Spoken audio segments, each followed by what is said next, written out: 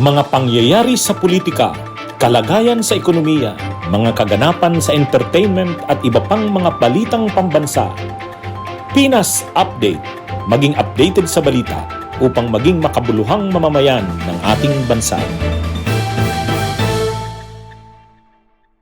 Viral ngayon ang pagkompronta kay House Speaker Martin Romualdez ng isang OFW sa Japan na supporter ni Vice President Sara Duterte. Nang makita ng OFW si Romualdez, nagbow siya at kinamayan pa ang House Speaker. Pero hindi na niya binitawan ang kamay ni Romualdez, saka nagbuklat ng notebook ang OFW na may nakasulat na "Please support VP Inday Sara Duterte." Natusok pa nga si Romualdez ng maliit na Philippine flag na hawak ng OFW. Speaker, love Inday Sara.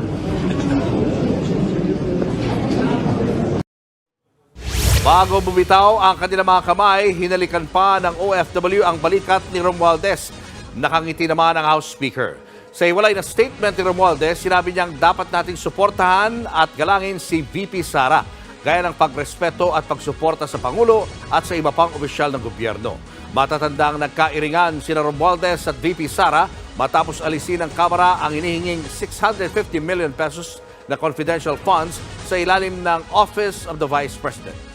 Nakita ko kasi nag-trending online yung ginawang pambabastos kay House Speaker sa Japan na mga OFW na taga-suporta ni Vice President Sara Duterte.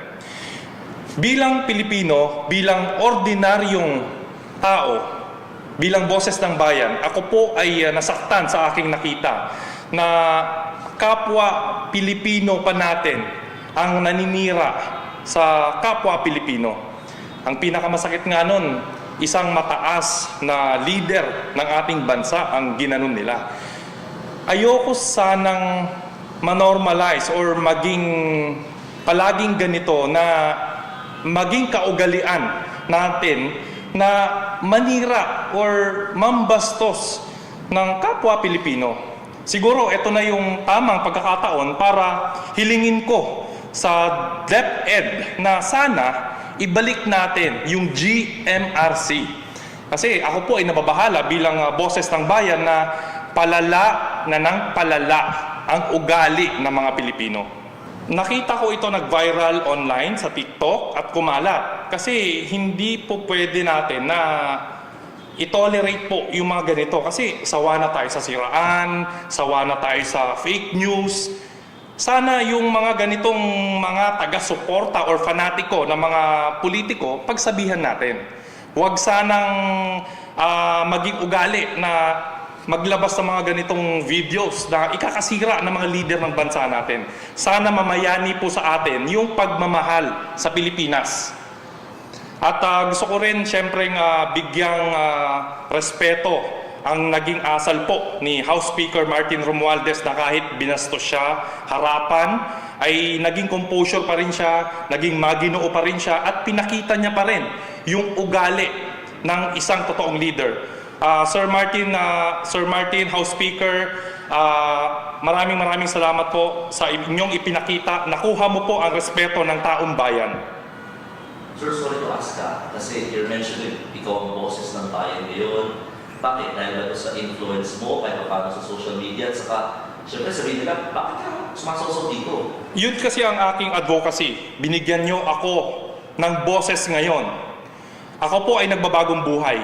Ngayong 2024, gusto kong gamitin yung influence, boses na ibinigay nyo sa akin para i-highlight yung mga personalidad, mga politiko na may ginagawang tama sa Pilipinas.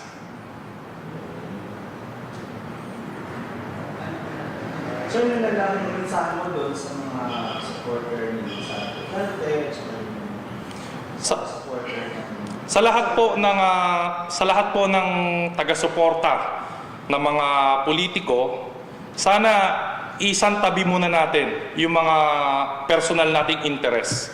Sana magtulungan muna tayo.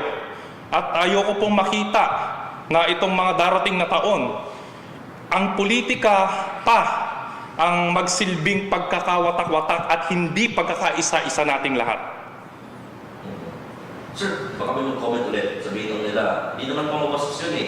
indirectly naman, di naman daw talaga sinasadya na matamaan ng stick, ng flaglet, at saka yung mga sinasabi naman nila ay masasalamat na sinusuportahan si Bibi Sara.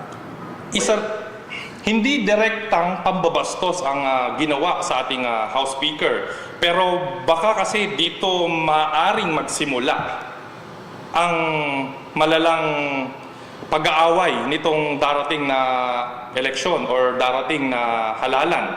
So sana, imbes na magsiraan, baka pwede tayong magtulungan na lang para makita ng taong bayan kung sino po ang deserving at sino ang tamang piliin na mamumuno kung sakali ng Pilipinas. Pinas Update. Maging updated sa balita upang maging makabuluhang mamamayan ng ating bansa.